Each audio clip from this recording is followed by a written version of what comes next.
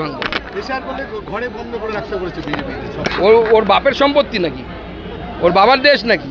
এছাড়া নির্বাচন কমিশন করছে, ক্ষমতা থাকলে নির্বাচন কমিশনকে গিয়ে ঘরে বন্ধ করুক, ওর ঘরে নির্বাচন কমিশনকে ঘেরাও করুক না, দেখি কত বড় বাপের বেটা, দিল্লি যাক।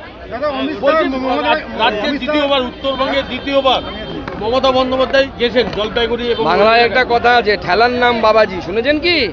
মমতা বন্দ্যোপাধ্যায় 5 তারিখে নাচছিলেন, সেই পাপ উনিও বুঝতে পেরেছেন যে উত্তরবঙ্গের মানুষ ক্ষমা করবে না, তাই এখন 2 বার নয় আরো 4 বার আসবে, অপেক্ষা করুন।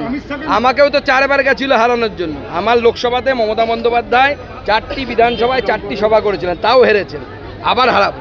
অমিত শাহকে মির্জাফর বলছে মমতা ব্যানার্জি, কি বলবেন?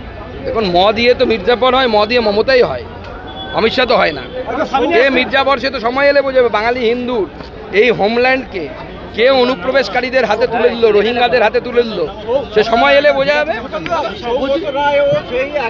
মুখ্যমন্ত্রী কথা বলেছেন, মেয়েদেরকে রাত বেরাতে বাইরে না বেরোতে, পুলিশের পক্ষে সবসময় নিরাপত্তা দেওয়া। শুনুন, মমতা বন্দ্যোপাধ্যায় এবং সৌগত রায়ের কথা শুনে মনে হচ্ছে এরা এই 2024-25 সাল